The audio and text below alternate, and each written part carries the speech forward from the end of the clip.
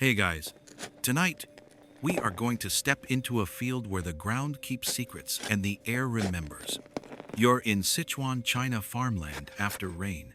A soft mist clinging to the furrows like silk, frogs clicking somewhere in the ditches.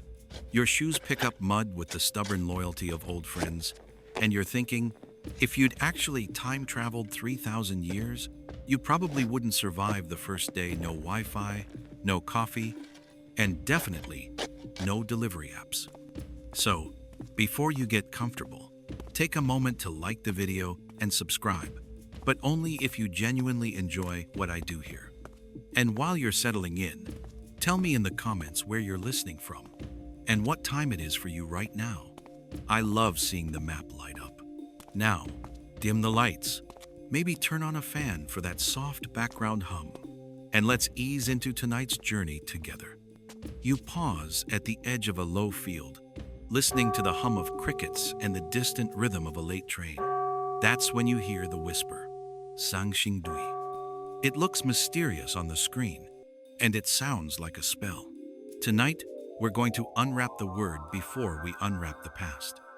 In Chinese, Sanxingdui, literally means three-star mounds. San is three, Xing is stars, and Dui is mounds or heaps. Local farmers once pointed to three rounded rises on the plain little earthen knuckles, just high enough to catch starlight, and christened them the three stars. It's poetic, right? Three humps of earth shining like constellations on the ground. The name is a compass. It tells you there's a sky story under your feet, a reminder that people once looked up to. Understand what was buried below. You step closer. The soil here is a heavy, generous brown. It keeps what it's given. Long ago, this plain cradled a kingdom most of the world had no idea existed. The ancient Shu. Not a minor village, but a sophisticated culture, with bronze so skillful it looks like a dare. Mainstream history note: the site near today's Guanghan was first noticed in the 1922nd, when a farmer repairing a ditch pulled up jade. And in 1986, archaeologists excavated two astonishing sacrificial pits, stacked with bronzes, gold, jades, and oddly ivory. Much later, new pits found in the 2022 reignited debate and wonder. The short version: this wasn't a footnote. This was a headline written 3 millennia ago. A breeze combs the rice stalks. Someone in the next village swears they've seen lights flicker over this ground on certain nights, as if stars were trying to blink up from beneath the fields. You're smart. You suspect swamp gas or foxfire. Quirky fact moment. In many rural traditions around the world, phosphorescence from decaying matter can look like wandering lanterns. In Sichuan folklore, such ghost lights were sometimes read as messages, warnings, or merely mischievous spirits with poor sense of direction. Whether you vote chemistry or spirits, the effect is the same: you feel watched by the earth. You kneel, press your palm to the soil, and let the timeline open. Market stalls once lined a road here. Drums spoke to the clouds, and dancers in feathered headdresses stepped in spirals that traced the path of the Sunday. The bronzes you've seen in photos, the ones with eyes like telescopes and ears like sails, were not eccentric art projects.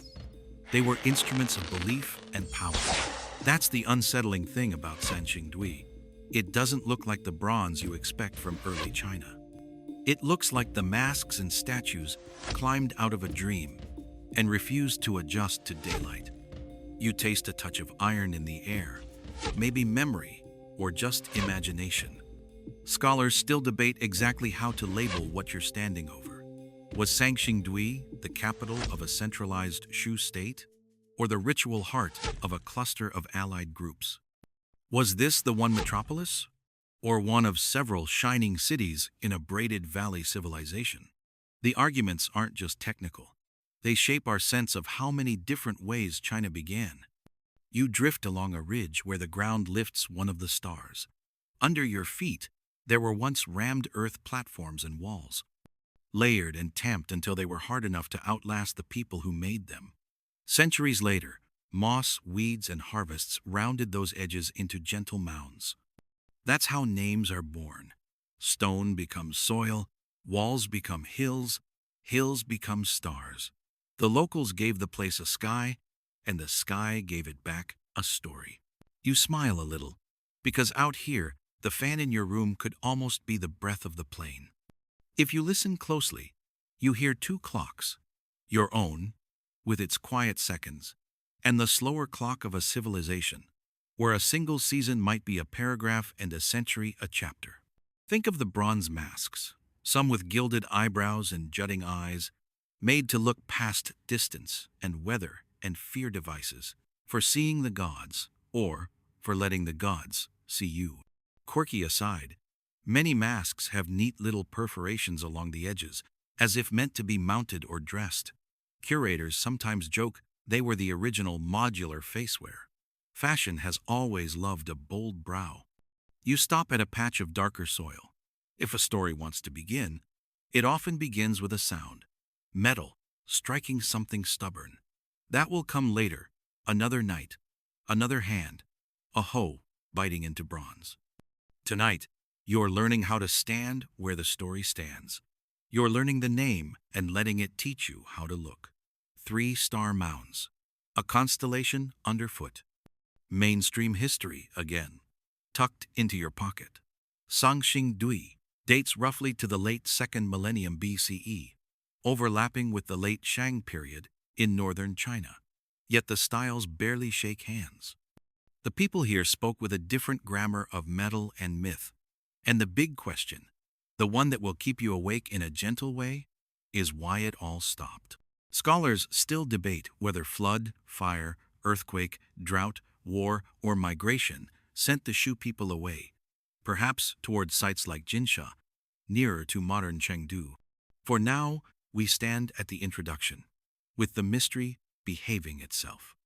You straighten, brush mud from your palms, and let the night fold around you. Names matter.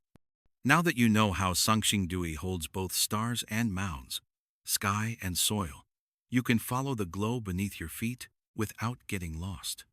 Ahead, a faint glimmer waits in the furrows, like a wink from something patient. The past is ready to meet you. You hear the sound before you see the cause, a metallic ting, smothered by wet earth, like a bell coughing in the mud. You turn. A villager in a rolled-up shirt, bare calves striped with soil, lifts a hoe and strikes again. Ting. The tool shudders. He grunts, leans on the handle, and pries up a clod that holds something hard inside, something that doesn't belong to carrots, rice, or rain. He glances at you, half amused, half wary, the way people get when they're not sure whether they've found treasure or trouble. He is called Akun. It's a name that fits the landscape short, practical, no wasted syllables. Akun squats, thumbs muddy, teasing open the clod as if unwrapping a secret. The soil parts in sticky folds, and a sliver of metal winks like a fish scale. You kneel beside him. Together you work the clay away, and the wink becomes a stare. 2 almond shapes emerge, then a ridge of nose, then a mouth half open, as if it is remembering how to breathe. The face is larger than you expect and heavier than it looks, greened by age, slick with earth. The eyes bulge a little, not grotesque, but intent, the way a lighthouse looks when you're too close to the beam. Akun laughs, more out of nerves than joy. Not a plowshare, he says, as if that settles the matter. He slides his fingers under the cheek and lifts. The mask comes free with a sucking sound. Mud water trickles from the eye sockets, and for a heartbeat, you feel ridiculous for wanting to apologize to it. You don't, but you do say hello, quietly, to a face that hasn't seen daylight since words were different. Mainstream history check, because it helps to know that accidents like this have changed the story before. In 1929, a farmer in this area tugged jades from a trench and startled the world. In 1986, archaeologists opened two deep pits stacked with bronzes, gold, jade, and ivory, confirming Sanxingdui as one of the most astonishing archaeological discoveries of the 20th century. Finds since then, masks with gilded brows, towering statues, a bronze tree almost 4 meters tall, have kept rewriting footnotes into headlines. You and Akun aren't reenacting those exact moments, but the rhyme is close enough to hum. You rinse the mask with a little water from a gourd. A thin film of silt slurries away, revealing a line of tiny perforations around the edge, neat as stitches. Quirky fact moment. Those small holes likely let the mask be mounted on a stand, a wall, or even another figure. Think of it as ancient hardware for display or costume. Some masks once wore gold foil on eyebrows and features. When gilding flakes are found, curators get giddier than kids at a piñata. You tilt the mask, hunting for a sparkle, and you do catch a ghost of something along the brow, a stubborn brightness clinging under the patina, like laughter after a long silence. Akun frowns. He isn't superstitious, he says, which is what people say before adding a respectful inch of superstition just in case. He taps the cheek with a knuckle. The sound is dense, confident. Good bronze, he decides, as if he could sell it to the wind. You roll the mask over, and the back shows casting lines and the memory of a mold. Evidence of a craft that treated metal like phrases you could revise and perfect. You imagine a workshop that smelled of charcoal and wet clay, a row of molds warming near a kiln, a master artisan squinting at the profile of a god. You can't help asking yourself what this face was for. Was it meant to be worn not by a person? The thing is too heavy, but by a statue, a post, a shrine? Was it an emblem to be held high during a ceremony where drums and flutes tangled like vines? That's where the debates begin, and they've never really stopped. Scholars still argue whether the masks were purely ritual objects used to open the sky, whether they represented ancestors, spirits, or rulers, whether those jutting eyes on some pieces were meant to peer into realms we now explain with physics, but feel with skin. Another persistent argument: why so many treasures ended up in pits where many show signs of burning. Devotion? Decommission? Or emergency? A deliberate closing of a chapter, a ritual retirement of power, and if so, why then? Or a desperate act during crisis: war, fire, flood turning valuables into offerings or protections? The evidence flames and cools. Interpretation keeps changing shape. Akun gestures toward the far edge of the field, where 3 low rises smudge the horizon, the 3 stars that name this place. He says his grandfather used to swear there were nights when the ground flickered like a net of tiny fires, as if the stars had gotten lost and fallen into the furrows. Phosphorescence? Marsh gas? Memory likes poetry better than chemistry. You admit, privately, that tonight you prefer poetry too. He hands you the mask. It is colder than the air and strangely calm, as if gravity takes its time with old things. You hold it up at arm's length and align your eyes with its eyes. The world narrows, sharpens. The ditches straighten. The rice glints a little. The mist breathes in slow, even measures. For 1 second you feel taller, steadier, not powerful exactly, but borrowed by something that has watched a lot of seasons come and go. Then the weight insists on your wrists, and you lower it, laughing under your breath, because here you are, politely returning a face to the dirt like a librarian shelving a book. Akun wraps the mask in burlap, the way you'd shroud a loaf of bread to keep it warm. He doesn't bury it again, not this time. He sets it on a low stone and squats beside it like a guardian who just got hired. The dusk leans in. A train hums far off. You understand that you're standing in a doorway rather than a room. One more step, and the door will swing all the way open. History sits patiently in the mud until someone with a hoe and a little courage interrupts it. You look at the three stars again and feel them tug the story backward. Fields slip away, walls rise. Drums gather courage. You steady your breath, ready to cross the threshold, with a mask's gaze resting lightly on your shoulders, ready to see not just what was found, but what life looked like before anything needed to be dug up at all. You step through the doorway, the mask opened, and the field becomes a city breathing mist. The Chengdu plain wakes to reed songs and thin smoke from clay hearths. Rammed earth walls hang to, soil hammered until it behaves like stone draw a rectangle against dawn. Plank walkways groan. At the gate, a yawn passes from guard to guard like a torch, and you slip inside as if welcomed by habit itself. Stalls unroll after rain. Hemp cloth stacks square. Straw cradles jars of fermented grain. Baskets heap onion greens, wild ginger, and bitter herbs pretending to be pepper. Children thread beads in dust, bargaining with seriousness beyond their years. You match your pace to the city's heartbeat, measured, generous, alert, because this place rewards anyone who treats time as craft rather than competition.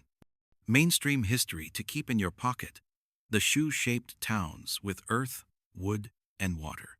Moats, feeder canals, and ditches, both protected and irrigated fields. Traces of those engineered lines still sleep beneath modern farms. The bronzes here reach theatrical mastery masks, with eyes like telescopes, towering figures, even freestanding trees unlike ritual vessels of Anyang to the north. You slip into a cool lane. Workshops hum. A boy fans a furnace, while an artisan pours a bright ribbon into a clay mold. Quirky fact: casters used sectional molds and, some argue, lost wax for the trickiest forms. Scholars still debate how often wax was truly used at Sanxingdui. All agree on virtuosity: petal-thin flanges, socketed parts, surfaces trained to trap firelight and refuse to return it.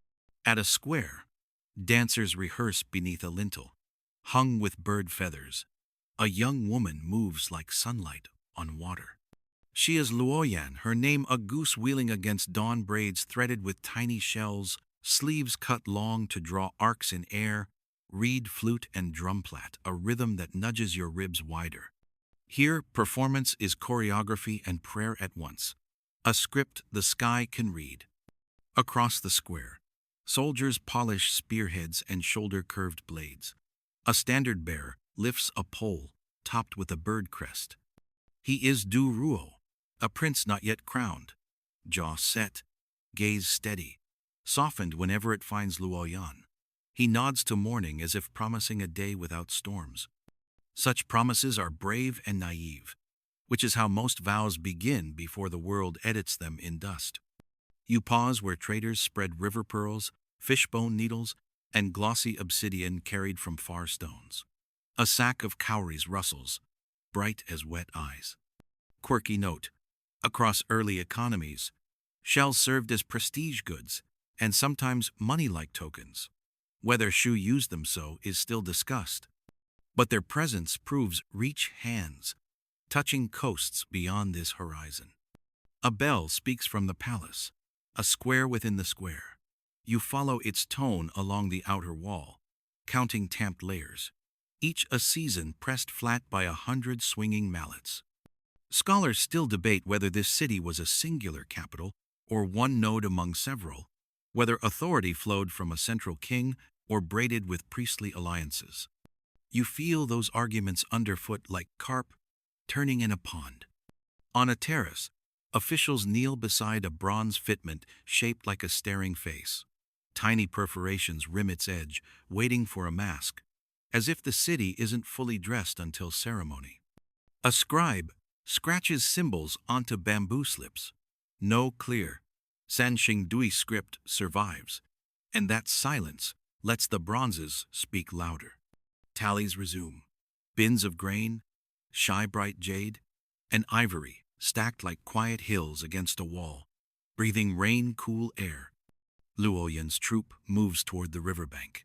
Feathers shimmer, ankle bells whisper. Duruo follows with captains and a priest whose hair is river mud brown. The priest carries a bundle wrapped in bark cloth. You drift with the people until the river licks the city's toes. Boats nose the shore. The air smells of wet rope, fish, and the faint sweetness of fermenting mash. Mainstream note: this plane has loved textiles longer than memory hemp for certain, perhaps early silk. Loom frames clack behind courtyard walls. Later, ages will call shoe brocade a treasure. Here the seed is sprouting. Scholars still debate how organized textile production was in this century, yet your fingers already know how threads cross, bite, and agree to hold. The priest unties the bundle. Inside rests a narrow staff that glints like quiet lightning, and a flat slab of pale jade stroked to a soft glow. Duruo touches the staff. Then the jade, ceremonial, yet personal, like greeting old companions. You will learn their names soon, the gold staff and the jade key, but for now, you let the moment breathe. The city is awake. The sky brightens like a promise the earth intends to keep. You step closer, listening for the first tremor of its answer in the river light. You follow the tide of people back from the river toward a terrace set a little higher than sense, the kind of platform that insists on being looked up to. Drums hush to a heartbeat. Wind combs the feathers on banners so gently, you can almost hear each barb catching light. At the center waits a bronze face taller than you, eyes pushed outward, as if sight itself were trying to escape the skull and run ahead to scout the future. Fire bowls seethe along the edges, and the flames paint the metal with moving oranges and greens until it seems to breathe. You've seen pictures of Sanxingdui masks, but the scale recalibrates you. The pupils feel wider than weather. The mouth is calm, a little amused even, like someone who knows the punchline and is patient with your suspense. Priests in bark fiber robes circle once, twice, and then step away so the crowd can have its quiet. You rise on your toes without realizing it, the way people do in museums when they forget where their bodies end and the artifact begins. Mainstream history to tuck into your sleeve. Sanxingdui produced not only masks, but also a towering standing figure over 2.5 meters tall, a person in bronze with elongated hands shaped to grasp something now lost. Scholars still debate what those hands once held, an ivory tusk, a staff, a vessel, because the gesture is precise and the absence is eloquent. The point is, nothing here is small. These bronzes were engineered to dominate space, stage, and attention.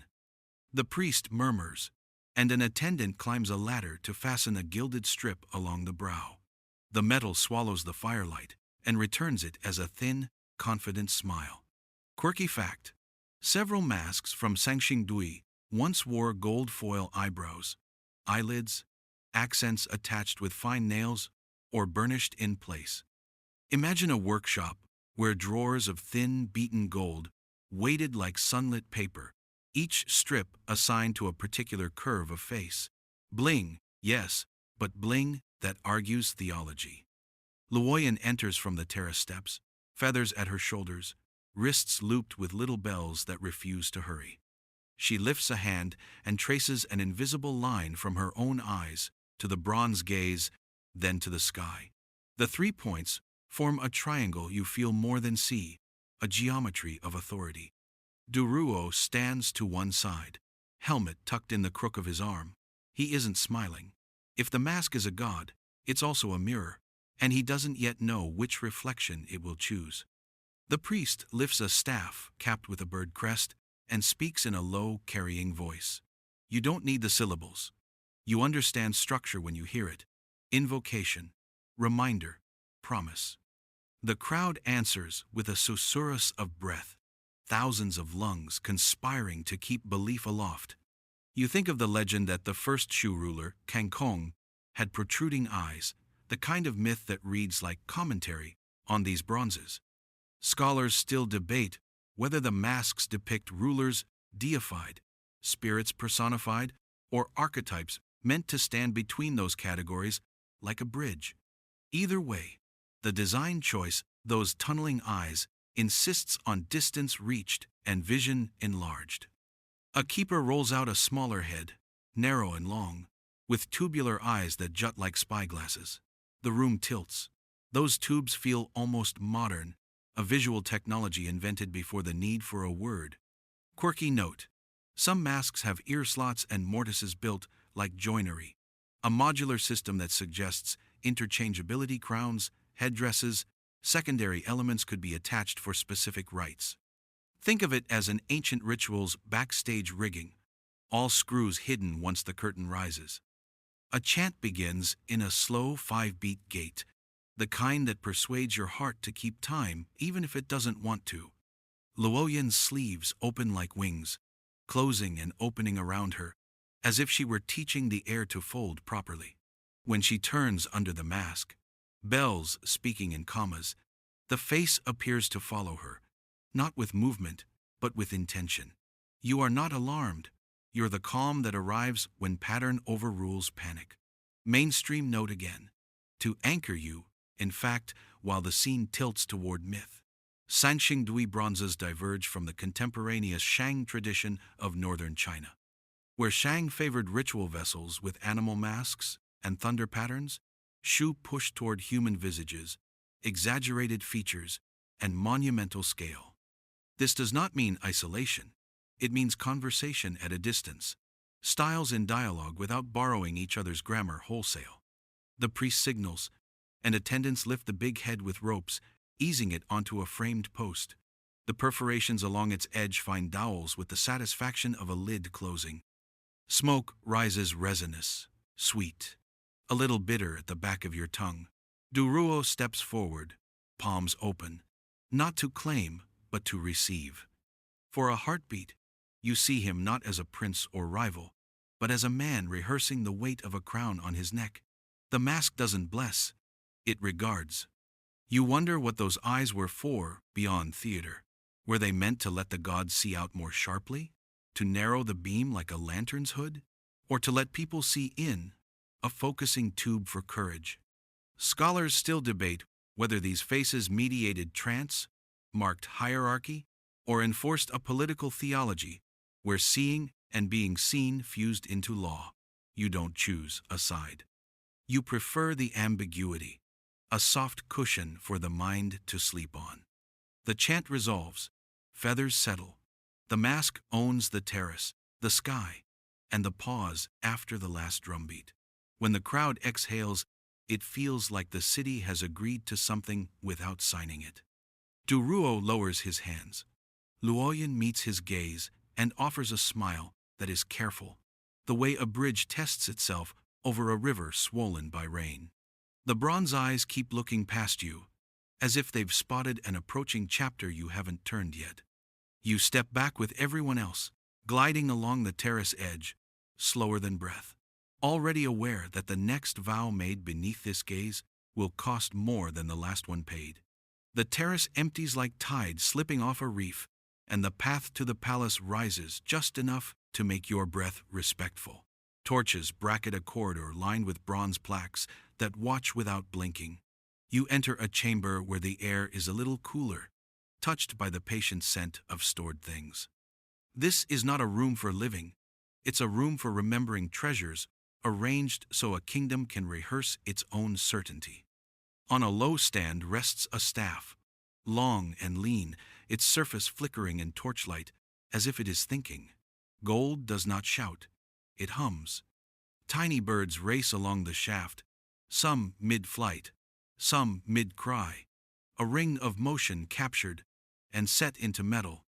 You lay a palm near it without touching, the way you might warm your hands at a quiet fire. Beside the staff lies a piece of jade, milky and cool even in imagination, a blade-like form smoothed to a near silence by hands that believed patience is a kind of prayer. The priest gestures, and Duruo steps forward to greet the objects the way you would greet elders, not with ownership, but with recognition. Mainstream history note to tuck under your tongue. Sanxingdui yielded a famed gold staff and an array of jades, blades, axes, and plaques, whose forms echo shared ritual grammars across early China and Southeast Asia, yet stand apart in style. The staff's bird motifs speak to a solar imagination, sunbirds as messengers, guides, or crowns of light. The jades, polished to impossible calm, were not tools of work, but of meaning. Luoyan stands a respectful distance away. In her eyes, the staff is a vine of flame, and the jade a cool river stone. She has danced entire nights for less potent symbols, but even she feels the room's pressure. A palace keeper unrolls bark cloth and reveals fittings carved from bone, then sets them near the staff, as if adjusting a sentence before its final reading. Quirky fact: in several finds, gold foil clings like stubborn sunlight to bronze or other substrates. Even when the metal beneath corrodes, the foil can survive like a perfect memory, thin as breath, stamped with patterns that still catch at curators' throats. The priest lifts the staff.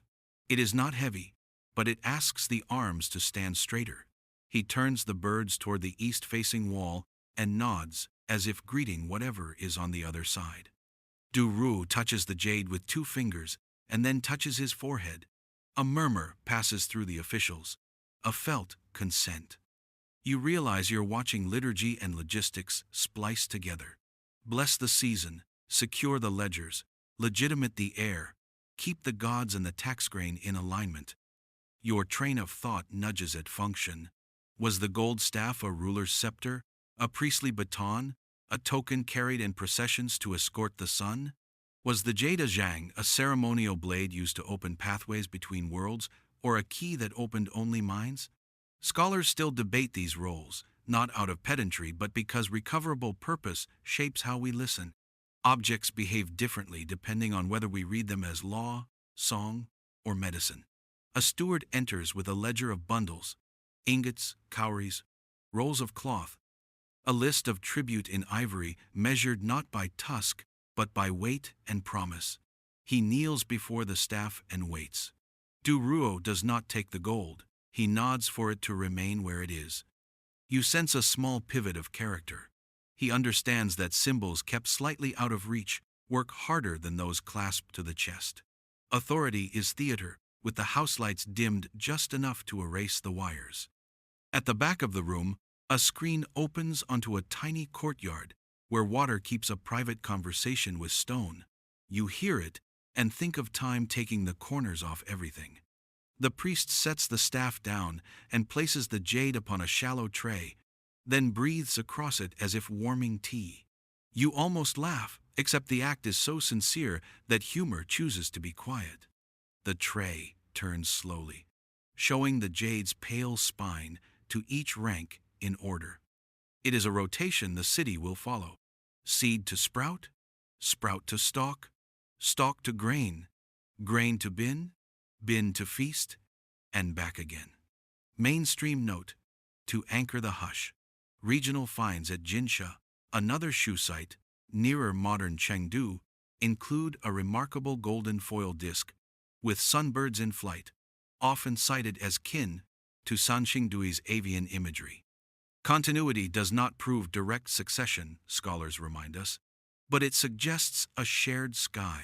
Scholars still debate whether Sanxingdui's end was migration to places like Jinsha or a more complex dispersal of people, craft, and myth, with motifs traveling like seeds on traders' sleeves. Luoyan's bells barely stir as she moves to a side niche, where smaller jades sit like folded light. She chooses one shaped like a narrow tooth and holds it up to compare with the key on the tray. The priest smiles at her accuracy. Du Ruo watches, not the objects but the understanding passing between them. You sense how love begins in places like this, not with stolen glances, but with shared comprehension, both looking at the same thing and seeing the same spine of meaning. The torch nearest you gutters and then rights itself. A small drama that feels like an omen, even if it's only physics. You look back at the gold staff and imagine the day it will leave this room. The drum cadence slow, the procession careful, sunlight catching birds that cannot be startled because they never truly land. You think of the jade key, turning not in a lock, but in a mind, until a door you can't name swings open. The priest covers the tray. The staff returns to its stand. The chamber exhales. Belief is stored again, ready for the next sentence the kingdom will need to say aloud. You step outside into a corridor of cooler stone, where the air tastes faintly of rain and the future. Somewhere a bell counts the hour, and you count with it until the numbers forget themselves and become a single, steady note. You step into a courtyard that pretends to be a clearing, where sunlight filters through reed screens, and the flagstones keep the cool breath of last night's rain. Attendants pad in with cases wrapped in bark cloth, their bare feet whispering across stone. They kneel, untie the knots, and lift out bronze branches, curved pieces whose edges flash like fish spines. Each section holds a riddle, a tenon shaped to fit a hidden mortise, leaves cast with nerves so fine they could almost shiver. The priest gives a small nod. Teams begin to work in quiet rhythm, joining limb to limb, trunk to base, leaf to limb, as if answering questions in the order the metal wants to ask them. A tree grows from the ground, not from roots but from hands, rising tier by tier until it stands taller than any person watching. Its shape is a ladder of seasons, 3 crowns circling the trunk like orbiting thoughts. The lowest boughs flare outward as if offering, the middle curl back like climbing intent, the highest reach into air that has not learned to be heavy. At the foot coils a bronze dragon that smiles the way gravity smiles, politely, with authority.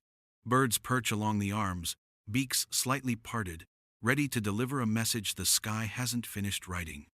Mainstream history note: archaeologists in the 1982nd unearthed just such a sacred tree at Sanxingdui, reassembling fragments into a bronze nearly 4 meters tall, with multiple tiers, birds, and round ornaments interpreted as suns or fruit. It was cast in sections and joined, proof of a workshop that treated metal like articulate wood. Scholars still debate which myth is performed here: the Fusang tree in the east where the sun rests, the Jianmu world axis, or a local Shu cosmology with its own directions. Loyan enters wearing a collar of small feathers, each quill capped with a bead that ticks softly when she breathes. She pauses beneath the lowest crown, palms upward, sleeves long enough to draw pale arcs in the shade. The bells at her wrists find a tempo the birds seem to keep. You sense choreography written for altitude steps, designed to travel upward, not across. Du Ruo stands half in shadow, with his helmet cradled against his ribs, watching as if the tree were a sentence, and Luo Yen the one who reads it aloud. When she rises onto her toes and turns, the birds appear to lean. When she lands, the dragon looks a shade more pleased.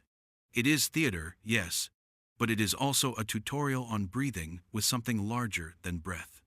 Quirky fact: one reconstructed branch at the museum shows sockets for detachable fruit, small round pieces, likely meant to catch and scatter firelight, like captive dawns. Another branch bears an almost invisible modern repair, where a conservator chose strength over vanity and hid the seam along a pre-existing vein. Once you know to look, you read the object like a palimpsest, both the ancient making and the patient saving present at once. The priest is indifferent to the seam. Ritual does not refuse help from the future. He taps the trunk with the gold staff. Resin incense wakes, and smoke climbs the bronze bark in threads, as if the tree were practicing photosynthesis in reverse. The chant begins in 5, then drops to 7, uneven on purpose so the mind must step carefully. The priest names 3 addresses: underworld, earth, sky, and asks them to open their doors on the same hinge. Du Ruo bows without lowering his eyes, the posture of a prince tested by watching. You tilt your head and listen for the scholarship behind the spectacle. Some argue the tree served as a ritual axis at the heart of performances that mapped the sun's daily ascent and descent. Others propose it was an offering, retired after long service and buried to return power to the soil. A third reading imagines portable grandeur, Assemble, process, disassemble a traveling cathedral of bronze. Scholars still debate whether the birds are sons, messengers, or souls, and whether the coiling dragon anchors the tree to water or to law. You do not choose. You let the possibilities breathe like harmonies that do not need to resolve. Mainstream tether.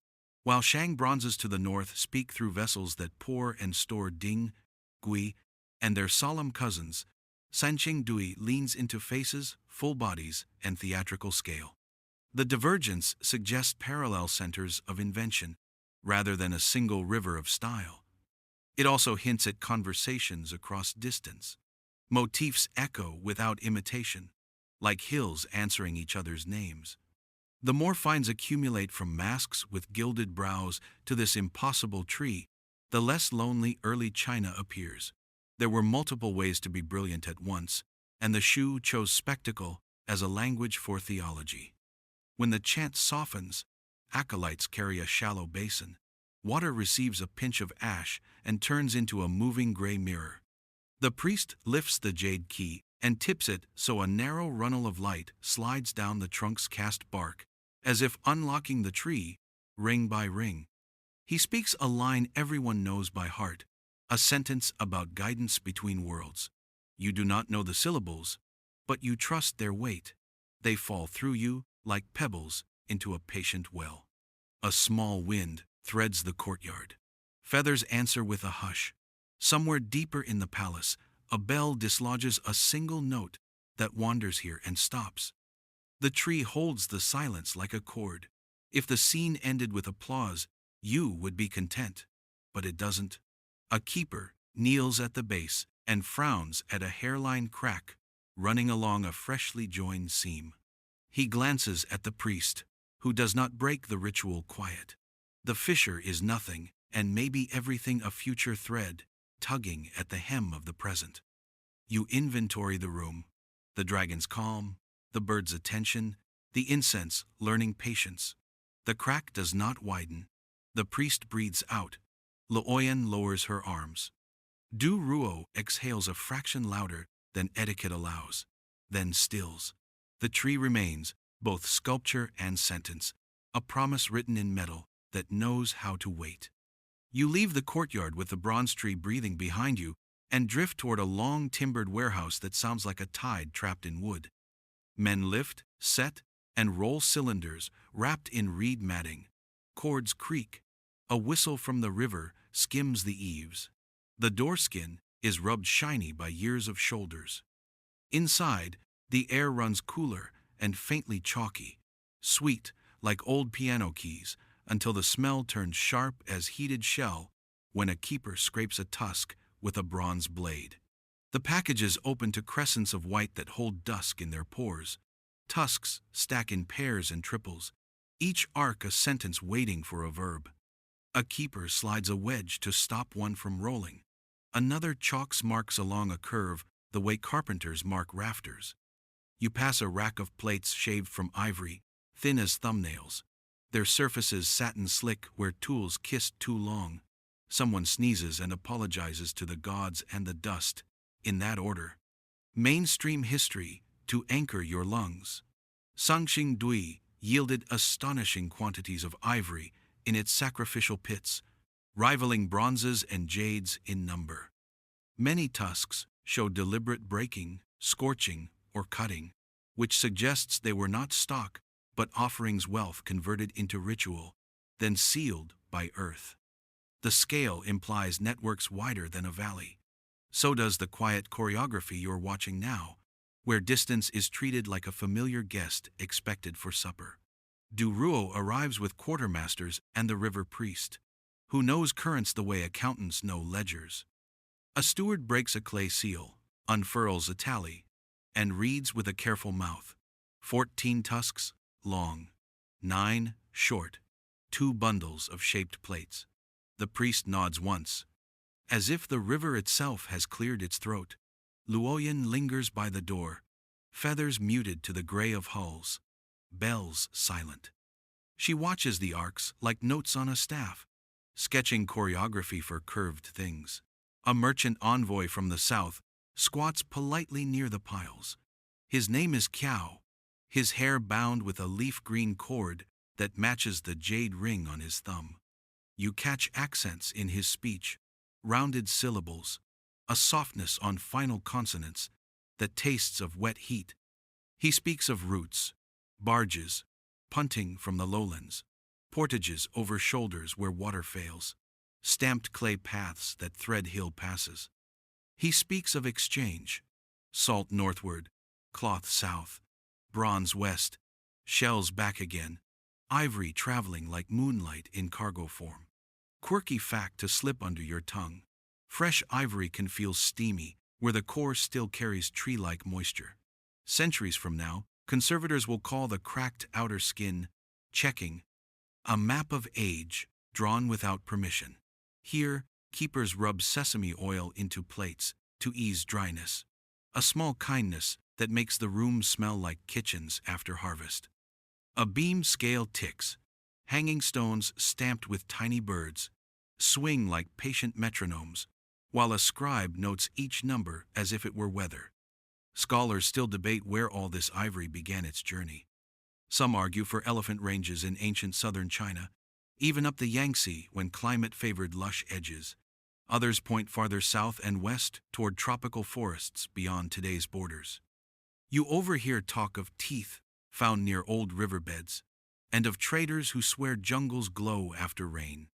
Whatever the origin, the logistics are audacious, coaxing mass and curve across mountains and along rivers that change their minds every season.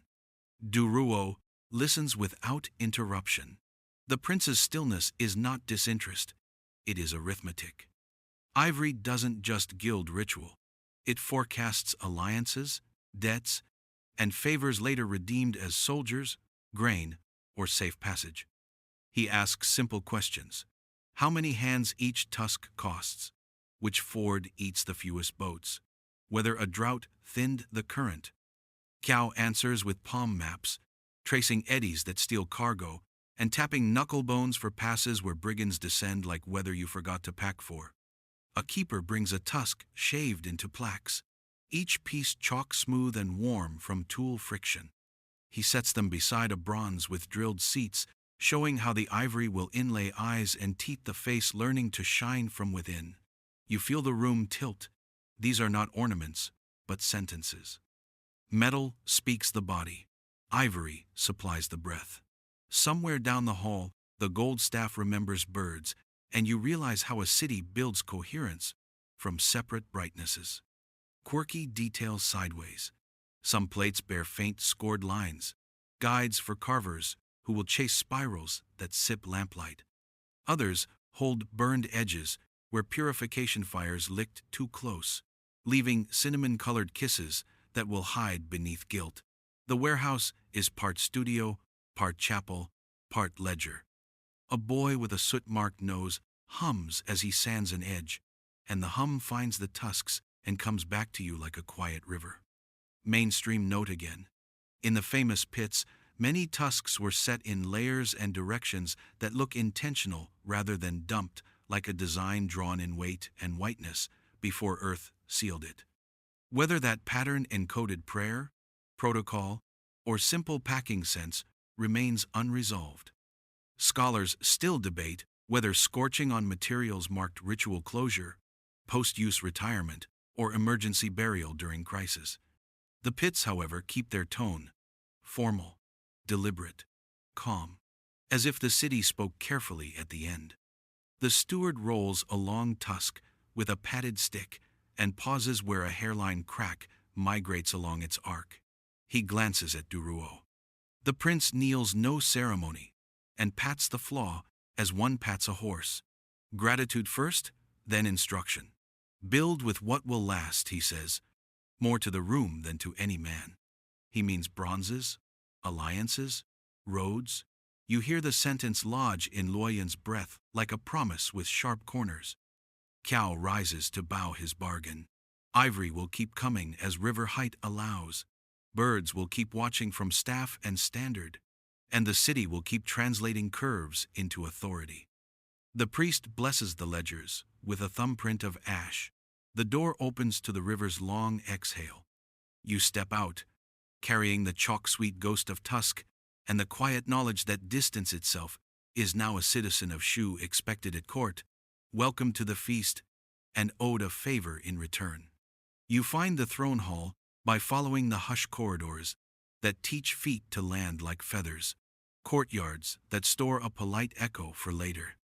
The room opens long and deliberate, light sliding in narrow sheets across a floor rubbed friendly by decades of knees and red sleeves.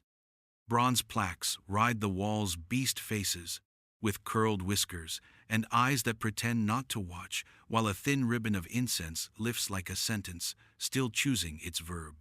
The king sits a little forward on the throne, the way old trees lean toward the best light. Gold rides his shoulders without quite convincing them. His fingers drum the armrest in a rhythm you can't hear but you can almost hum. On his left stands Duruo, still water with a current under it. On the right waits his younger brother, Guangqi, all angles and appetite. A hawk, pretending to be linen. Their armor has the same weave of bronze scales, but the way they borrow the room is different. Duruo borrows gently. Guangqi borrows like a promise he intends to keep, even if the borrower objects. Mainstream history note to carry like a coin. No clear writing system has been recovered from Sanxingdui, which means political structure is read from architecture and ritual, rather than chronicles. Rammed earth platforms, walled compounds, monumental bronzes, caches of wealth. These imply elites with coordinated labor and a theology comfortable at scale. Whether that meant a single monarch or a braided authority with priestly anchors is the part we have to learn by listening to rooms like this one. A chamberlain reads tribute totals in a voice that never tires. Grain in numbers that sound like rain. Ivory in stacks you met earlier. Cloth enough to clothe a migration. Guangqi glances up only when soldiers are mentioned, an eyebrow lifting as if he's counting how many fit in a field shaped like a plan. Duruo does not move, which is his trick for being everywhere. The river priest stands behind the king with palms hidden in sleeves, gaze lowered the way water lowers itself into a bowl. Quirky fact to slip into your sleeve: on some bronzes, faint imprints of woven fiber survive in corrosion, ghost textures left by matting, cords, or wrapping used during casting or storage. Conservators later read these crosshatches like fingerprints. Here, attendants run reed mats under the king's feet, so subtly you almost miss the rustle. Carpentry and cloth keep the bronze civilization tidy. The king gestures, and officials shift like reeds. A map comes forward, boards hinged like wings, showing canals teased from river veins. Storage courts, outlying hamlets sketched as tidy dots. You read the map without words. Lines that suggest promises. Dots that suggest obligations. Guangqi speaks first, because that is his nature. He recommends moving troops to a western pass, where rumors of brigands have learned to sound like thunder. He does not say raid. He says, encourage safe trade, and the room smiles, with only half its mouth. Duruo waits, then names the quieter emergency. Drought kinked a feeder canal in the south. 2 harvests. Hence the dots on the map will learn the cost of this year's small indifference. He asks for men with shovels rather than spears. He mentions a ritual at the canal mouth offerings at the bronze tree. You were there, remember? Because engineers and gods tend to like being invited to the same party. He also asks for 3 barges of timber to brace the levees before the next stubborn rain remembers its muscles. Scholars still debate whether decision power in Shu lived in one man, one priesthood, or a committee of houses that traded precedence like seasons. That debate plays out inside you, while the king rubs his temple and breathes as if counting makes the air better. His voice, when he uses it, is riverbed gravelly, old, carrying everything without comment. He says both sons speak well. He says the West deserves soldiers and the South deserves water. He says the city deserves to keep its sleep. Then he adds a line that lets the room lean in. The gods must prefer clarity, so both sons will carry a sign to their tasks. The gold staff will go with Duruo to the canal, mouth birds to the water, sun to the lines that guide it. The jade key will go with Guangqi to the pass, order to the road, mind to the edge where law thins. The priest bows as if he chose it, and is relieved to hear himself agree. Luoyan enters at a gesture, a small flock of feathers folded into ceremony. Her bells are asleep. She kneels and stands with the precision of someone who understands where sound belongs in a room. The king asks for a dance not to entertain, but to measure the air. She dances slowly, like drawing a circle and then checking its diameter with your breath. When she turns near Duruo, the bells consent to a whisper. When she passes Guangqi, they say nothing. Perhaps you imagine that. Perhaps she does not trust the air near hawks. Quirky aside, a page brings tea in cups so thin the rims glow. Potters here are already flirting with translucence. A bead of steam slides and vanishes on the king's knuckle.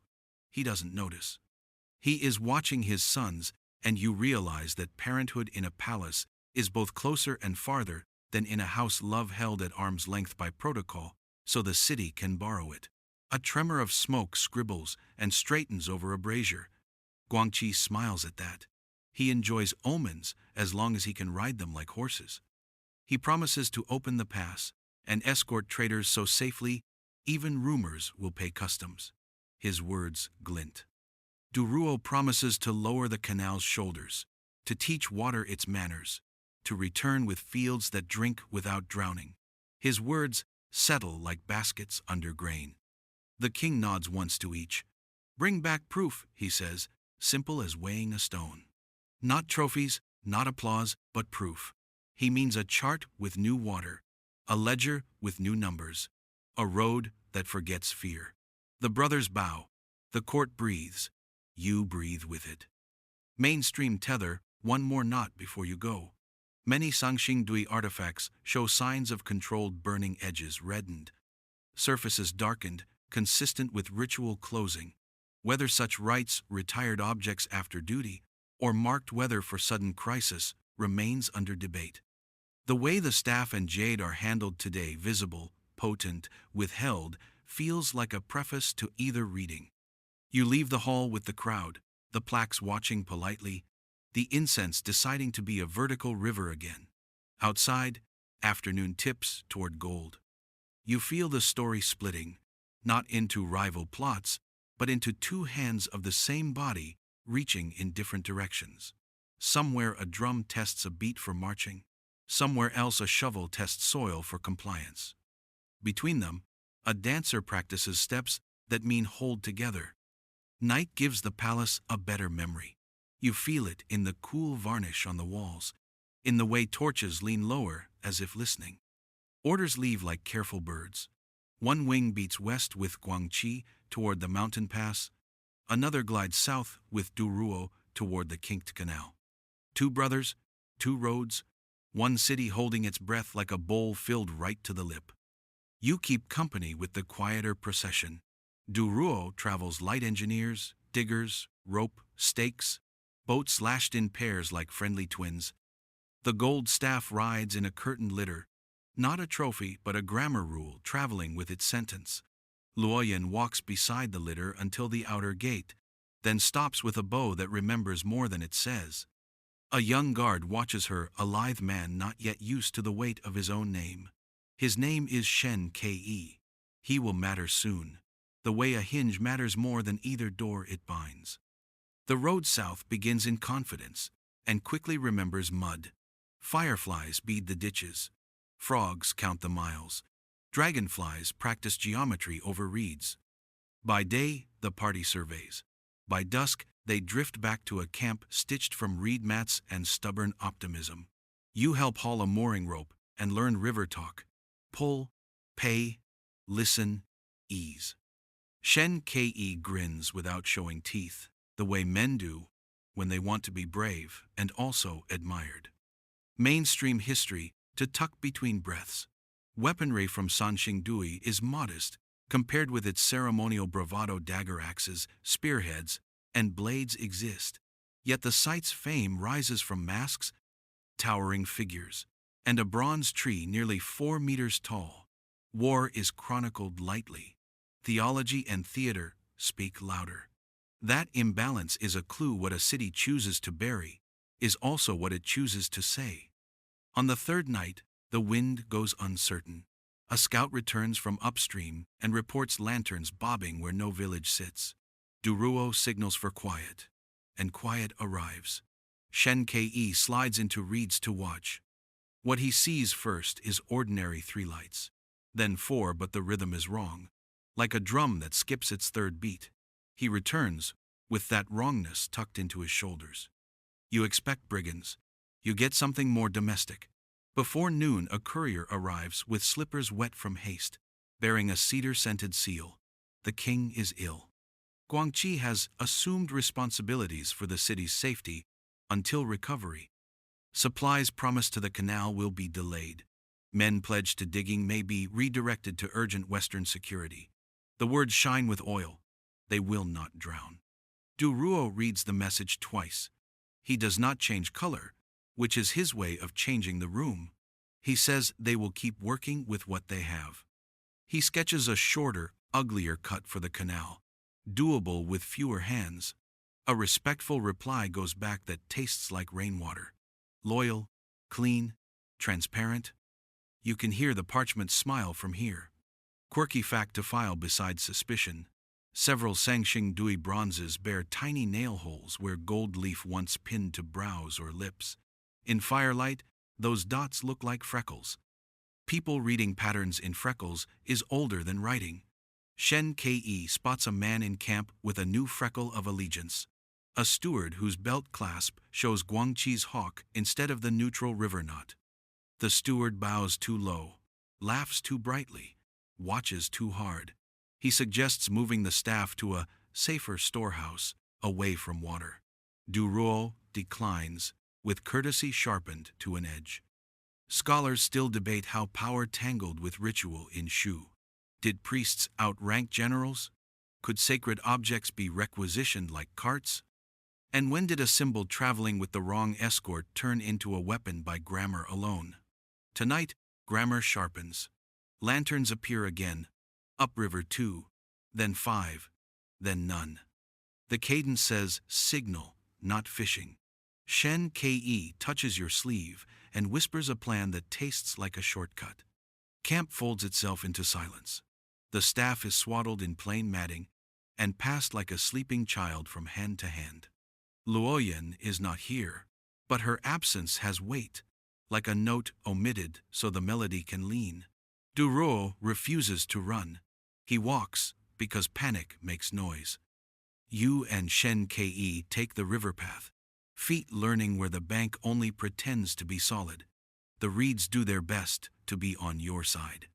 At a cut in the embankment, bamboo rafts rest like punctuation. Shen Ke nudges one into the water and offers you the pole. You decline with a grin. He accepts as if promoted by the river itself. The raft slides, murmuring yes to every ripple. Behind you, a clumsy glow congeals from many lanterns. Voices ride the surface orders disguised as questions. Mainstream tether, because facts breathe better than fear. In recent excavations, archaeologists uncovered composite bronzes, a kneeling figure supporting a vessel, a human statue crowned by a zun, and gilded heads with intricate mounts, evidence that ritual innovated across generations. Variety underlines how a cultic center can pivot patterns while keeping its spine. If the city you're inside is anything like those layers, it knows how to adjust without breaking. The raft noses into black water, where the canal's new line should be. Duruo marks stakes by starlight, tying knots you didn't know princes learned. Shen Ke plants the pole, and the raft answers with trust. A soft splash asks a question the river refuses to repeat. You glide under a branch that steals a piece of moonlight and feel the world turn mostly into listening. When the bank rises to a patch of dry ground, Duruo steps ashore and turns to Shen Ke. He does not praise, he assigns. Guard the hinge, he says, pointing to the narrow cut that will be the canal's throat. Hinges decide whether doors become walls. Shen Ke nods, pleased to be chosen by a metaphor. He offers you a conspiratorial smile, two accomplices promoted by the same sentence. You stand with your breath and count to 50 by listening to water. Far off, a hawk cries at an hour when hawks should sleep. The cry sounds staged. You file it with the cedar letter and the over-eager belt clasp. Bonds are not snapping, they are fraying, like rope that still holds the boat, but leaves hairline thoughts on your palms. The night accepts your oath without asking for volume. The canal will dig itself into dawn, with or without permission. The staff will shine its birds only when it chooses, and you will memorize how a city keeps promises quietly, sideways in the dark, with a raft and a pole and a hinge that knows its work. By the time you reach the city, dusk presses a lid on the roofs and the air tastes of resin and something scorched that does not belong to kitchens. Porters file past, with bundles wrapped in matting, heading for a walled yard beside the northern terrace, the place where bronze eyes once borrowed the sky. Lo Yen meets you in the colonnade. Her bells are silent. The king sleeps, she says, and Guangqi prefers ceremonies that end chapters. She tilts her chin at the yard. He calls it cleansing. Inside, a rectangular pit waits, its edges planked, its floor dark with ash. Keepers kneel at tables, sorting objects like a riddle poured out of its box. Masks with stubborn brows, blade slim jades, tusk plates, fittings shaped like watching faces. A clerk's brush scratches a ledger until the pages sound brittle. Mainstream history. In 1986, two deep pits at Sanxingdui yielded thousands of items, bronzes, jades, gold, and masses of ivory, many scorched or deliberately broken. The deposits were formal and layered. A theater under soil. Newly found pits in the 2022 widened that ritual map. A priest in bark fiber robes by rumor, Guangqi's favorite, lifts a bronze head still banded with traces of gold leaf. Fire turns the thin eyebrows into a second expression. Quirky fact: burning here rarely reached bronze melting heat. It charred organics, silk, wood, lacquer, and glazed surfaces with soot, leaving a patina of farewell. Attendants tamp ash with woven paddles, the way editors smooth a stubborn line. Guangqi arrives in scaled armor that thinks highly of itself. He takes the jade key from a tray and holds it like a decision no one else may touch. Retire the old masks, he says. Lay down the ivory that binds us to traitors we do not command. Close what must be closed. His tone is reasonable, the way a locked door is reasonable. Luoyan risks speech. Keys are for opening, she says. A city doesn't breathe better by tying its throat. Guangqi smiles, inland dry. Air, he answers, obeys walls that know where to stand. Scholars still debate the impulse behind these pits. Sacrificial retirements after long service, emergency concealments during crisis, or political theater ending one ceremonial grammar so another can claim the stage. The layouts ivory and fans, bronzes nested or face down, jades snapped admit more than one reading. Orders drop, ropes cradle a towering bronze, men tip, lower, and let it descend with a dignity that makes onlookers bow their chins.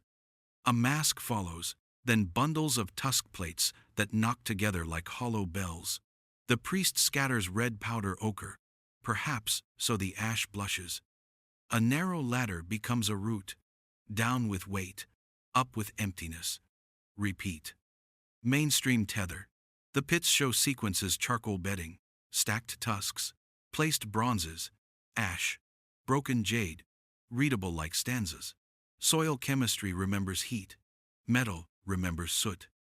From a side door, two stewards try to spirit away a small crate. Shen Ke appears as if the read screen grew him. Inventory flows one way tonight, he says mildly. The stewards put the crate back. You notice a hawk clasp on one belt, and file it as weather. Guangqi lifts the jade again, its edge pale against night. and points toward the disassembled bronze tree in the next court. That, too. The priest hesitates. The fresh crack along one joint still lives in his worry, but obedience has its own theology. Teams unlatch branches from sockets, fruit from branches, birds from perches. The courtyard tilts with absence. Quirky note. Some reconstructed branches show mortises polished by many assemblies, as if the tree toured before its final silence. Tonight feels like a curtain call without applause. Luoyan grips your sleeve. He will bury the grammar, she whispers, then claim to speak for the gods, because the gods have no mouths left. You study Guangqi, and for a breath, recognize ambition when it mistakes itself for hygiene. At the pit, a keeper pauses with a bronze head whose tubular eyes seem to search for higher ground. Lacking instruction, he chooses his own kindness. He sets the head facing east, giving it a horizon to travel by. The mask meets the dark with old patience. Ash rises, falls. The ledger closes. A layer of soil slides in like shutting a book between stanzas. The smoke finds your tongue bitter now, disciplined. There is no cheering, only the slow labor of people who know how to finish things. When the final plank crosses the mouth, Guangqi holds the jade in both hands and breathes a line you cannot hear. The yard listens anyway. The city keeps its outline. But something essential has tilted underground, where wait learns to wait. You step out under a sky with fewer stars and ask whether gods tolerate being archived, and what courage it takes to sing when someone is burying the instruments. Morning arrives like breathing through cloth. The city wakes softer, speaking in parentheses. You cross the northern terrace where smoke hung and find plain soil tamped flat, polite as a covered dish. Guangqi has ridden to the pass. His messengers leave strict syllables. The king, people say, sleeps and dreams of weather. Shen Ke meets you at the gate with eyes trained against surprise. The canal cut holds, he says. Duro sent measures on bark. The water listens. He pauses. But upriver, the bank failed where the old channel sulked. Fields learned a lesson they didn't order. He means flood without saying flood. You taste silt on a wind that used to taste of straw. Merchants on the river street pack the future. Lids slide onto boxes. Jars grow rope belts. Departures rarely name themselves. They call it tidying, precaution, an experiment in elsewhere. Luoyan appears with a coil of feathers in her sash, and the look of someone who can dance and also carry a house on her back. Mainstream history. After Sanxingdui's Floruit in the late 2nd millennium BCE, the region's center shifts toward Jinsha, near modern Chengdu, where archaeologists uncovered palatial foundations, jades, ivories, and a famed gold foil sunbird disk. The timeline suggests a relocation of ritual gravity rather than a stop. A carpenter closes his workshop and bows to the lintel. Quirky fact: rammed earth walls keep their making like tree rings. Thin layers compacted with mallets leave faint horizons. When a wall is cut, a city's heartbeat appears as stripes. Du Ruo returns at noon with reed dust on his sleeves and maps in river grammar. He tells the priest the new cut will spare the southern fields, but the old channel has taken a path through the willows. We can coax it, he says, but not command. Humility fits the priest. Luoyan watches Du Ruo as one watches a lantern grateful for light, mindful of wind. A rumor slides along the arcade that Guangqi secured order at the pass by closing the market until sellers remembered how to agree. The joke is that the hawk on his belt learned to read ledgers. Jokes work hard when air grows thin. You help Shen Ke stack sandbags where the river pretends it won't need them. By evening, the city's sound thins to essentials. Pestles, a baby, 2 flutes trying not to argue. The bronze tree's court is empty except for scuff marks where sockets once held certainty. You miss the birds as if they were neighbors. Luoyan steps into the space, traces tears with her eyes, then bows to absence. We will dance the outline, she says, until the outline remembers its body. Scholars still debate what ended Sanxingdui's chapter earthquake that kinked rivers. Flood that wandered streets, drought that turned canals to lessons, war that preferred bonfires, or planned migration toward a calmer bend. The evidence is a braid. The strands refuse to take turns. Night pours in. Families sleep with shoes near the door. Shen Ke sits by the new hinge in the canal and counts by listening. You climb the western wall and watch lanterns thread the roads outward, small constellations, inventing new names. Duruo joins you without ceremony. Leaving is also stewardship, he says, and the sentence lands like a staff set down gently. Mainstream tether. At Jinsha, the gold sunbird, 4 birds circling a 12-rayed sun, was crafted on foil so thin, conservators compare it to breath on metal. It later became a city emblem. Continuity hums. Birds, light, authority traveling with people rather than being nailed to a place. At dawn, a horn sounds once no alarm, just agreement. Carts align like notes on a staff. Grain moves first, then tools, then altars wrapped like sleepers. No one announces an exodus. The city practices a new choreography. Assemble, bow, lift. The king's litter passes, curtains drawn. Some say a hand raised the edge, others that it was only breeze. Guangqi's banner does not appear. You walk last along the northern terrace. The soil where the pit was has settled an inch, the way memory settles when it stops asking for attention. You press your palm to it. The ground is cool and uncomplaining. Keep what we meant, you whisper, not sure whether you speak to gods, metal, or mud. The field beyond waits like a blank page. When the gates close, they do it kindly. The hinges do not complain. The city holds its outline for a breath and exhales into the plain, leaving rooms that smell faintly of resin and plans. Silence does not mean empty. It means the story has paused here and chosen to continue there. You turn to the road that follows the river's new sentence and, with the others, begin to read. Centuries fold like paper, and when you open them again, you are in the present, stepping off a shuttle onto a pale stone walk.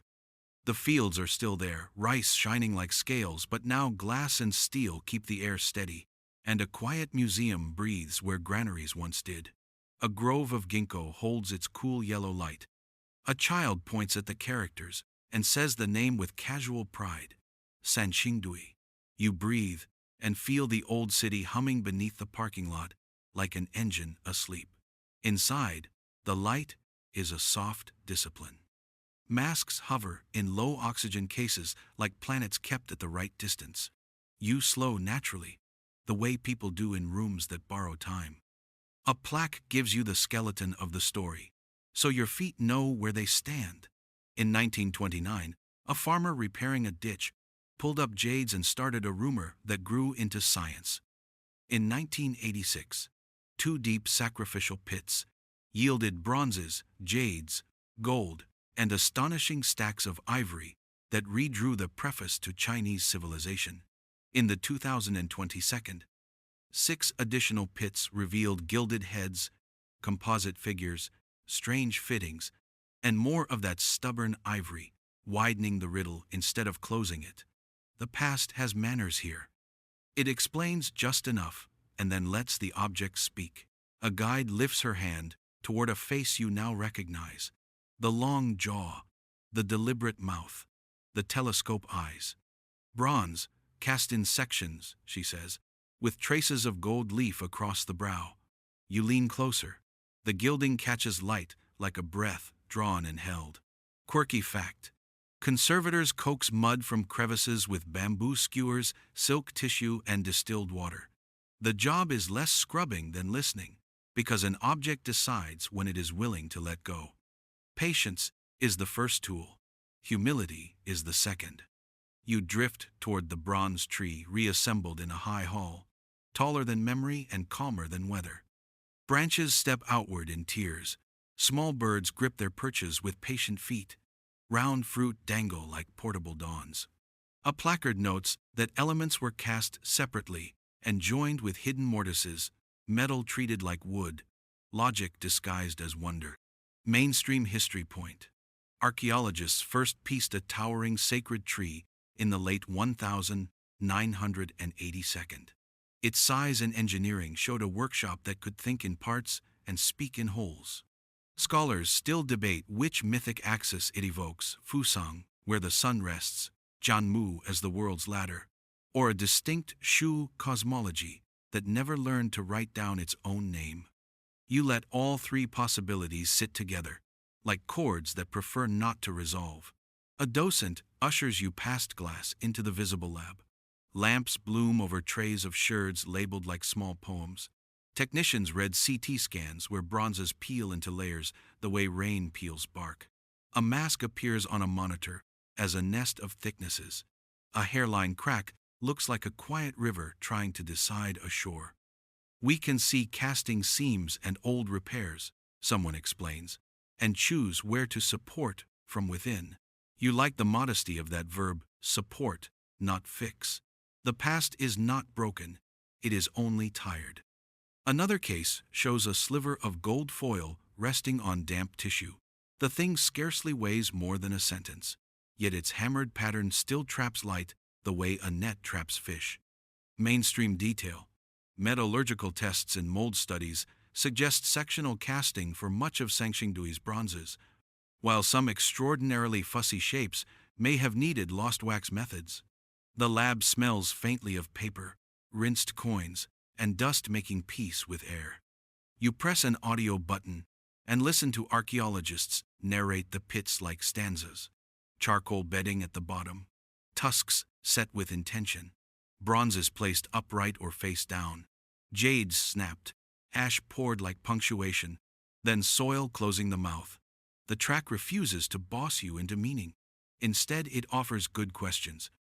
Were these retirements after long service, quiet ceremonies to send power back to the ground? Were they emergency closures during flood, fire, or war? Or were they theater, an official ending of one ritual grammar so another could claim the stage? Scholars still debate, and the honesty relaxes you. Not every museum has the courage to leave a door ajar. Quirky aside, field nicknames stick. One gilded head is Sun Brow, a towering figure. The tall one, a neat shard, simply Leaf. A curator jokes that the bronzes answer to these names after hours, and you believe it a little, because language is how people hold hands with what they cannot own.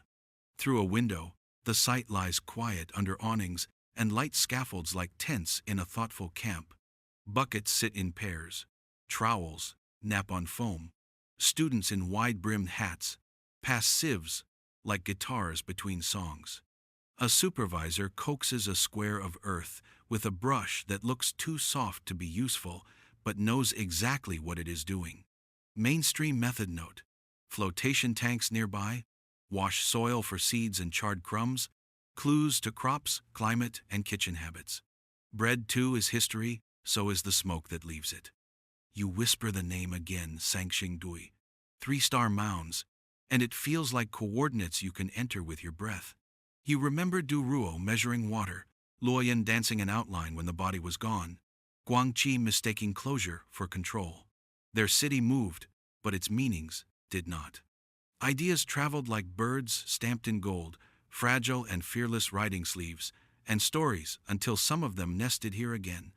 A child at your elbow asks whether the masks were for heroes or for ghosts. You consider both and nod. For seeing, you say, and for being seen. The reply sits honestly in your mouth. Scholars still debate who wore authority and how belief felt on the skin. But the objects keep their calm. Faces large enough to borrow, eyes brave enough to lend. When you step back outside, evening leans against the fields the way it always has. The lot hums. Crickets win their old argument with tires. You stand beneath a ginkgo and imagine a night long ago when light skittered over furrows like dropped constellations. Chemistry, maybe. Or memory rehearsing itself as glow. Either way, you lift your phone and catch a reflection in the dark glass, your face layered over a bronze one behind it. And for a heartbeat, you look like someone built to carry an ancient story without letting it burn your hands. You linger after the crowd thins, the way a tide lingers in seams of rock. The museum hush takes on a grain, a soft rasp like paper being turned somewhere you can't see. Through a pane, you face a line of bronze heads, deliberate mouths, eyes that look slightly past you, as if the next question has already arrived. You raise your hand to the glass, match your reflection to one of them, eye to eye. Docents stack leaflets. The lab lamps dim to a considerate amber. You move slowly, reading the negative space between objects, what is not shown, because it never survived, and what the silence insists on, anyway. Mainstream history to pocket. Radiocarbon dates from charcoal in the sacrificial pits place Sanxingdui's most dramatic activity in the late 2nd millennium BCE, overlapping the late Shang to the north. Metallurgy studies show lead-tin bronze in generous proportions, a recipe that lowers melting point and increases fluidity, allowing large and thin castings.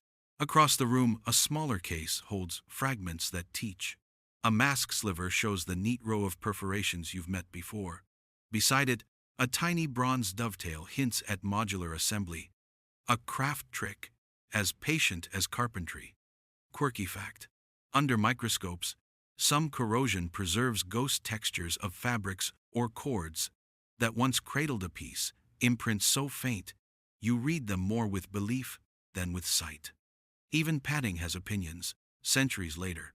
A night guard pads by and nods you toward a window that overlooks the dig squares. The awnings out there are blue boats, beached on measured rectangles. You imagine the soil's biography, plow scars from modern seasons above, a band where pottery shards gossip, deeper, charcoal that still smells a little like decision. You think of the pits again, those layered stanzas, charcoal bedding, tusks set like white parentheses, bronzes upright or face down, jade snapped, ash poured, and the final seal of soil settling like a careful hand. You sit on a bench under the bronze tree's silhouette and listen to the HVAC pretend to be wind through leaves. Memory cooperates. Du Ruo is measuring water with twine and knuckles. Loyan is dancing the outline when the body is gone. Guangqi is learning the difference between control and stewardship, and choosing wrong. You smile without kindness and then forgive him a little, because cities are complicated instruments and men are brittle reeds asked to play them. Another case offers seeds, carbonized rice and broomcorn millet, two grains that learn to be neighbors in this plain. Mainstream note: flotation at Chengdu Plain sites regularly recovers charred plant remains that sketch diets and climate, a quiet counterpoint to loud bronzes. You picture cooks measuring steam with the back of a hand, while a priest measures sky with the front of his. You walk to the tall standing figure, the one with elongated hands shaped to hold an absent thing. The label is honest enough to leave the absence open. Staff? Tusk? A vessel balanced like a moon? Scholars still debate what belonged there, and whether the gesture meant offering, command, or translation between worlds. You stand where the missing object would be and feel your ribs widen, as if asked to carry a word you have not learned yet. Quirky aside, a conservator once admitted she talks to objects not to wake them, but to ask them to meet me halfway. You try it very softly. The bronze does not answer, which is its answer. A final gallery keeps the gilded heads. One has eyebrows so thin you want to refuse air around them for fear of scuffing light. Another shows gold only as stubborn freckles clinging to green. The label mentions hammering foil against a clay mandrel before mounting a choreography of sun on skin. Mainstream tether. Gilding in early China traveled many roads, adhesives, pins, and pressure, and Sanxingdui adds its accent to that chorus, proof of artisans who could make light behave. You round a corner and meet your reflection layered over a case of cowries and shell discs, the old traveling money of promises. You remember the warehouse of tusks, the crack that tried to become a future, the staff that hummed like a small choir. What does the site ask of you now? Probably this: keep the debates open, keep the metaphors kind, Keep the exits visible. Outside, night rearranges the parking lot into a shallow sea. In the glass, you wear a faint bronze brow and look like someone trained by distance. You whisper the name once more, Sanxingdui, 3-star mounds, and attempt a gentle vow to tell the story with light, where light belongs, and with shadow, where the evidence prefers to rest. The masks, being good listeners, stare past you again, already busy with the next question. You keep the museum at your back and the fields in front, letting both time zones breathe at once.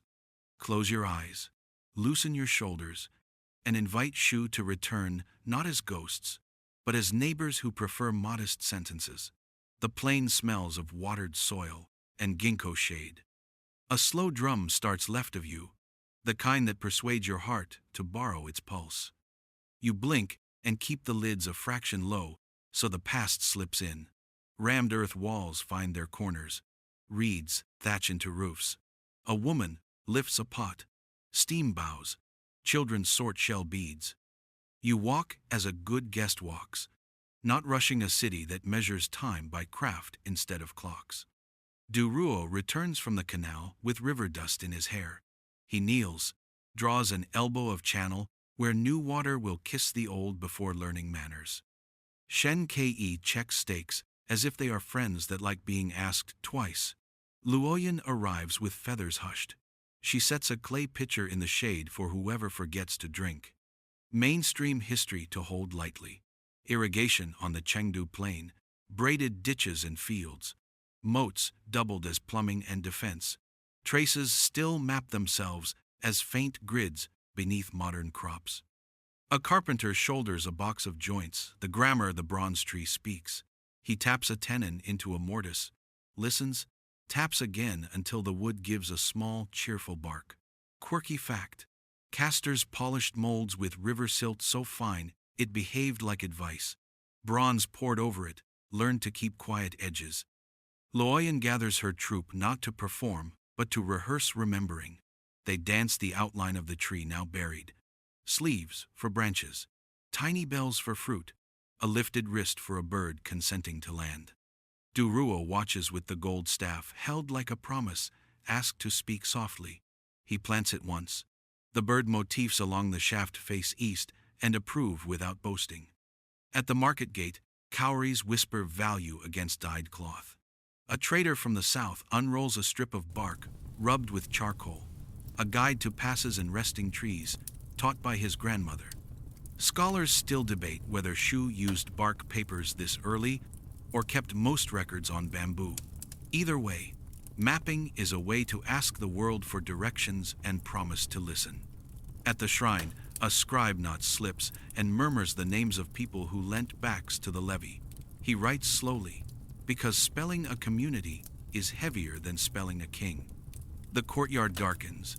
You lean against a pillar worn friendly by sleeves, and remember that archives can be made from breath as well as bamboo. The city practices ordinary genius. Nets dry, millet thickens. A dog refuses classification and is loved for it. Inside the palace, Guangqi sits with the jade key and almost understands. He turns it twice, hears its sentence opening is discipline, not spectacle, and sets it down without noise. Mainstream tether. The golden sunbird disk at Jinsha, 4 birds circling a 12-rayed sun on foil, thin as breath echoes this valley's fondness for flight and cycles. Whether Sanxingdui's people carried that grammar downriver or cousins invented it nearby, the conversation remains. Birds keep time. Circles remember it. Evening folds the streets into silhouettes. Luoyan leads her dancers into the empty square where the bronze tree once stood. They arrange themselves in 3 rings, low, middle, high, and turn so unhurriedly you feel the air recalibrate. Duruo steps through the lowest ring not as prince, but as person. Guangqi pauses, chooses humility over appetite, and follows. For one breath, the court holds 3-star mounds made of people. Root, trunk, crown. Quirky aside, a baby drops a cowrie that lands heads up, and the grandmother declares this a sign the house will find a good roof tile. Everyone agrees, not because shells predict masonry, but because hope is a tool, and the city has no law against honest tools. You stand where you see the lesson: repairs that do not brag, rights that do not threaten, maps that admit erasures. The museum behind you keeps the bones of these gestures. Your eyes add skin and breath. Scholars still debate boundaries and names, migrations and timings, the who and the how many. Tonight you let the debate be a lullaby, steady, thoughtful, refusing to hurry its answer. When the vision loosens, the footpaths remain in your muscles. You carry them into the present like scaffolds for the mind. 3-star mounds, you remind yourself: sky, soil, and people willing to stand between without breaking. You breathe, and inside your ribs, the bronze tree lifts. Not heavy, not sharp, just there. A foldable axis you can open whenever you need directions home. You return to the river at first light, where mist floats like breath you could almost pocket. The empty outline of the city holds for one last heartbeat, then releases. Paths remember feet, walls remember shadows, and the plain reclaims its grammar. The riddle waits with decent patience, not why a city lived. Cities always find reasons, but why one chose to become a road. Duruo gathers carts without drums. He wears the gold staff like a promise that prefers verbs to nouns. Shen Ke rides the flank, counting hinges, bridges, gates, choices. Luoyan knots her bells so they stay quiet now and sing later. Guangqi stands on the northern terrace where the pit lies sealed and the air smells of solved problems. He can keep the jade key. Guangqi thinks keep the map, the ledgers, the title to air. But a stage without players is only floor, and titles do not tow harvests. His guards shift, hearing a silence commanders dislike, consent leaving by an unwatched door. Mainstream history beside your breath. Many read Sanxingdui's end as movement, not extinction people, and rites sliding toward Jinsha, near modern Chengdu, where palatial foundations, ivory, jades, and a golden sunbird reappear like a motif clearing its throat. Others propose disaster braided with decision, rivers changing attitude, earthquakes clearing their throats, floods rehearsing too close to the script. Quirky fact, neat as a seed. Lake beds keep flood memories as thin storm layers. Trench walls in rammed earth cleave like cake, exposing mallet-wide horizons builders once counted like breaths. The plain keeps score, even when it keeps secrets. You trace the caravan's edge. A woman balances a loom beam. A boy carries a turtle he swears is an omen that prefers cucumbers. Luoyan moves among them with canteen and small jokes, the soft infrastructure of departures. She and Duruo share a look that doesn't claim. It promises to keep time together, even if the bars change. Guangqi descends with the jade in his hand. For a beat you think he will arrest the road with a word. He doesn't. He asks Duruo for proof, the old challenge, worn smooth with use. Duruo points at people. Carts, the staff that hums like a hive when the sun warms its birds. The proof, he says, is what keeps moving. Scholars still debate whether power in Shu was crowned or braided, whether the staff and key were portable sovereignty or sacred tools that outranked their bearers. The debate feels less like a verdict than a lens. You look through it and choices sharpen. A tremor passes underfoot, no drama, just geology. The river answers with a new small sound, as if considering a shortcut you hadn't offered. Shen Ke checks the canal cut he has guarded like a hinge and smiles the thin, satisfied smile of a craftsman whose joint has learned to carry weight. He salutes the water as if it were a colleague promoted in its sleep. Luoyan unties one bell and wraps it around the jade in Guangqi's palm, a ribbon of sound small enough to teach humility. Open when needed, she says. Close only when closing is a kind of care. Guangqi, to his credit, hears the sentence more than the instruction. He looks at the sealed pit, then at the road, and chooses not to be a wall. The caravan moves. The city does not fall. It dissolves into company. Altars fold to travel. The bronze tree becomes instructions, root, trunk, crown. Behind you, the three-star mounds keep their watch sky on soil, making a name out of direction. Mainstream tether, last knot. At Jinsha, the sunbird disk is foil thin, 4 birds circling a 12-rayed center. Continuity is not certainty, but it is kindness. It lets a story step from one stage to the next without tearing its costume. Scholars still debate which crafts traveled with which families, and whether belief migrated whole or blossomed anew in different light. Toward evening, you and Shen Ke climb a ridge. The old walls soften into contour. Guangqi stands alone on the terrace, the jade wrapped in a bell, listening to a silence that finally approves of him. Duruo raises the staff not to command, but to count the miles the sun has already kept. Luoyan begins a slow turn that will take her an entire song to complete. You follow the gesture and feel the plane tilt toward mercy. The disappearance isn't a vanishing trick, it's a verb. A city changes tense and continues the sentence elsewhere. If you listen, you can hear the punctuation: charcoal, tusk, bronze, ash, soil, then breath, road, river, dawn. The mystery looks back with bronze eyes and doesn't mind your questions. It asks one in return: will you carry the story without burying its instruments? And now, let the story loosen its laces. You're back where we began, in a room with the lights low, a fan doing its soft, responsible circles, the night agreeing to be kind. If you listen, you can hear the plane breathing all the way from Sichuan, a hush like water sliding around stones, a whisper of reeds practicing their yes. The three-star mounds are only silhouettes now, and that's enough. Silhouettes are what the mind uses when it wants to remember without working too hard.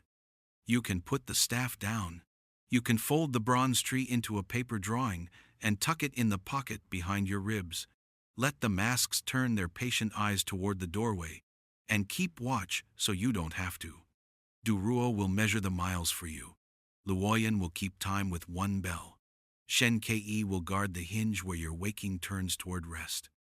Even Guangqi gets to exhale his palm light with a key he no longer grips too tightly. There is nothing urgent left on the table. The caravans are already moving at the speed of dreams. Fields will drink in an unhurried grammar. Museums will carry the daylight shift. Your job is easier. Follow the cool thread through the dark step by smaller step, until it becomes a path, and the path becomes a pillow. If a question lingers, why here? Why then? Why this way? Let it. Good questions are blankets, not alarms. Sanxingdui does not vanish when you close your eyes. It settles, like ash over embers, warm enough to hold shape until morning.